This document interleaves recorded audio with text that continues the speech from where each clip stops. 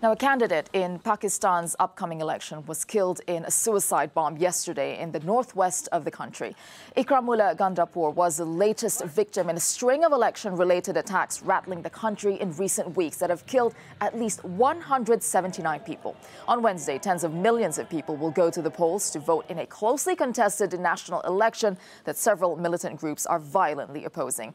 Let's go now live to Bangalore, where NBC South Asia producer Waj Khan is live for us. Waj, can you tell us about all of this election-related violence? I mean, it's been a lot so far. Yeah, it's been a bloody campaign. The Pakistanis, however, are confident that because the attacks have not been in mainland Pakistan, but on the tribal and border areas close to Afghanistan, the turnout of around 110 million voters will not be affected.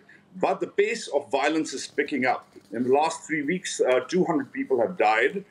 3 important candidates have been targeted, all by suicide bombers, claimed by the usual suspects, which is the Pakistani Taliban and ISIS. Now, the candidates were both pro-military and liberal. So Pakistan's partisan divide classically has been breached. All sorts of candidates have been targeted. But again, the military is confident, and even the surveys are confident that out of the 110 million voters who take to the polls, choosing between 4,000 candidates, and there's only 48 hours left for the elections, in mainland Pakistan, the turnout will not be affected by this violence. However, the candidates from different parties have been targeted, and that is not good news.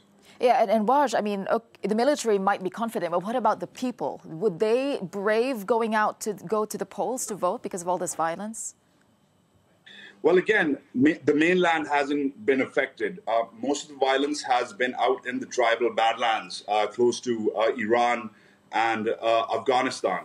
But in the major cities, and I've been touring up and down Pakistan, Karachi, Lahore, Islamabad, in the Punjab, which has the majority of the Pakistani voters' constituencies, people are charged up. Campaigns are ongoing. It's the last day of campaigning today.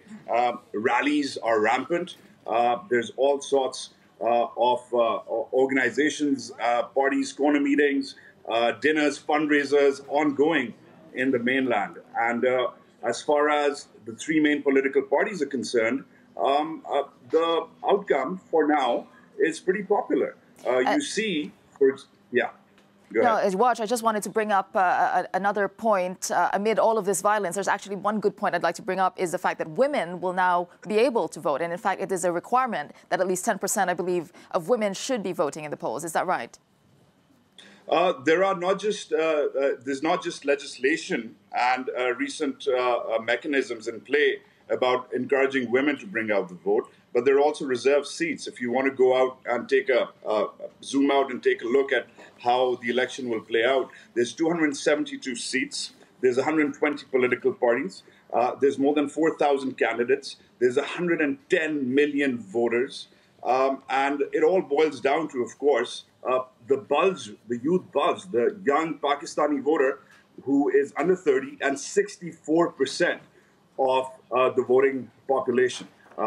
That's around 60 million voters who are under 30. Of course, presumably half of them women. Now, Pakistani women have generally not voted in those huge numbers, but they are being encouraged. There's actually campaigns on social and mainstream media encouraging women to come out and vote. But out of all those parties, it boils down to the top 3, which is the Pakistan Tehreek-e-Insaf, run by the cricketer turned playboy turned politician Imran Khan, the incumbent Pakistan Muslim League Nawaz, which is in trouble because it's just lost its leader, who has been incarcerated, and the Pakistan People's Party, run by the scion of the Bhutto dynasty.